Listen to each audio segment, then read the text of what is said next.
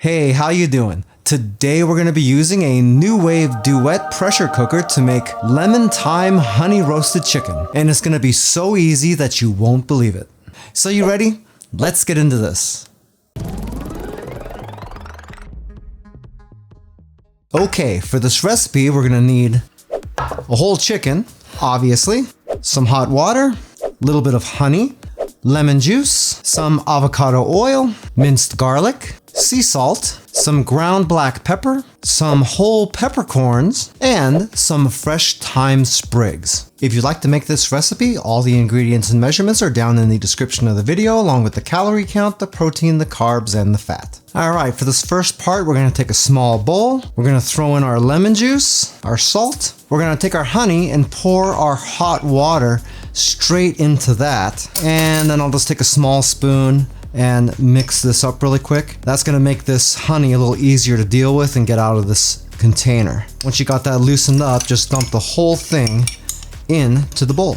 Now we'll just take a whisk, get this all mixed up really good, and try to combine this as well as you can. You're not going to need to mix this for any longer than, I don't know, 20 seconds, something like that. And really you'll be able to tell if you tilt the bowl, you don't have a whole bunch of honey stuck to the bottom, then you should be good. Next, we're going to pour that mixture into the inner pot of our pressure cooker. Make sure you get all the scraps in there. And then we're going to add in our garlic, our whole peppercorns, and our thyme sprigs. Next, we're going to program our machine, and we're doing something called a combo cook. Basically, what that is we can do two different functions on the machine back to back at the same time. We're going to be pressure cooking, and then we're going to be air frying. If you have a machine that can do both of those, but it can't combo cook them together like that, that's perfectly fine. You'll just do the pressure cook first, stop it, switch over to the air fry, and then just do that. Anyway, on our machine, you can see that it's in combo mode and it's already set to pressure cook first. The machine right now is set to high pressure mode. We don't want it to be on high, we want it to be on low, so we'll just hold the pressure button until that changes to low. Just like that. Then we'll select the time and we'll set that to 16 minutes. Next, we're going to select combo cook again and it flips over to air fry. We're going to set that temperature right there to 400 degrees. Switch over to the time and that will be set to 12 minutes. Now we'll just take our air fry basket. We'll carefully load that up with our chicken, just like that. Oh, that's a tight squeeze. We'll make it work though. We'll drop this basket into our inner pot, just like that. Throw on our pressure cooking lid and lock that into place. And very importantly, we want to make sure that the valve is set to the closed position. Now all we gotta do is press start and it'll start our pressure cook for us. Now we wait. 2,000 years later. Okay, our pressure cook is finished. What we're gonna do now though is wait about 5 minutes to let the pressure naturally come down a little bit, and then we'll release the rest of it manually. Okay, it's been 5 minutes. I'm gonna flip this open to see if we got any pressure left in here, and it looks like all that pressure is already relieved, so we can slowly remove this lid. Just be sure that when you're using a pressure cooker that you always check to make sure you have that pressure released, even if you have something that has an automatic pressure release on it. There's been an awful lot of people that have gotten hurt using pressure cookers because they've taken that lid off when there's still pressure inside, and everything ends up exploding out into the ceiling and into people's faces. What? In fact, Ninja Kitchen doesn't even make pressure cookers anymore because of lawsuits due to that, and Instant Pot had to file bankruptcy due to the same issues. Those had more to do with automatic locks not working and things like that, but still, always make sure that you got all that pressure out before you try taking your lid off. Okay, so now I can cut this twine. Get that off of there. And we're gonna brush our oil all over the surface of this thing. No need to be bashful.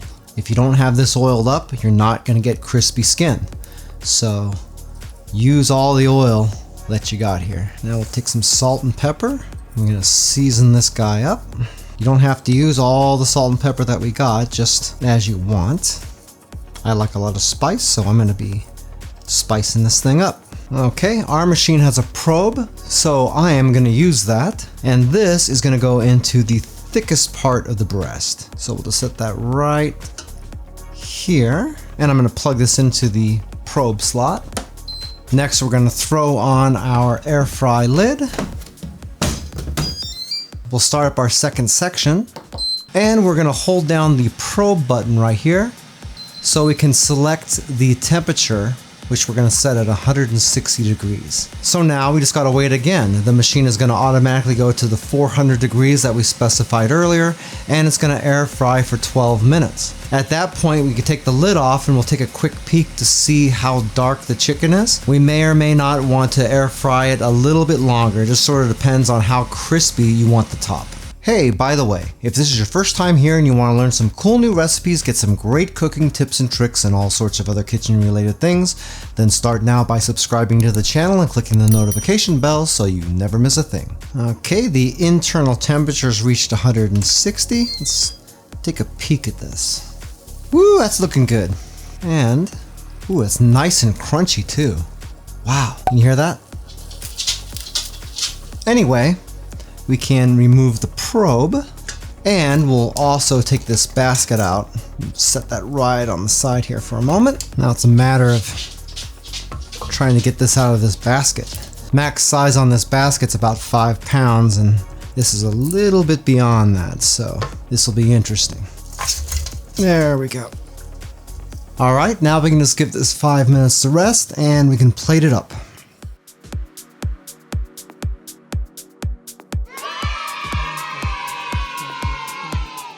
Whole chickens are so popular these days, especially the rotisserie ones. You can tell that because every grocery store, including Costco, has a flock of them sitting around at any given time. However, when you try this recipe and find out how delicious and unbelievably easy this was to do, then you're gonna want to make it at home yourself every time. If you'd like some more information about the Nuwave Duet pressure cooker that I used for this recipe, I do have an Amazon affiliate link for it down in the description of the video.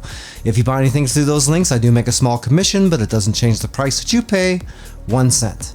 In case you haven't noticed, I now have the Joe's Phenomenal merch store online. You can see a few of the products I have available down below the video window, and if you go into Spread Shop from down there, you can see all the rest. I also have a link to the store down in the video description. All proceeds from the store go right back into the YouTube channel to try to make it just a little bit better experience for you. If you like this video, then I bet you'll like this video right here where I used a pressure cooker to make some really awesome Philly cheesesteak sandwiches. Bet you didn't know you can do that in one of those. Well, that's it for now. I hope to see you back again here really soon, and until that time, I'm Joe and I hope you have a phenomenal day. Take it easy.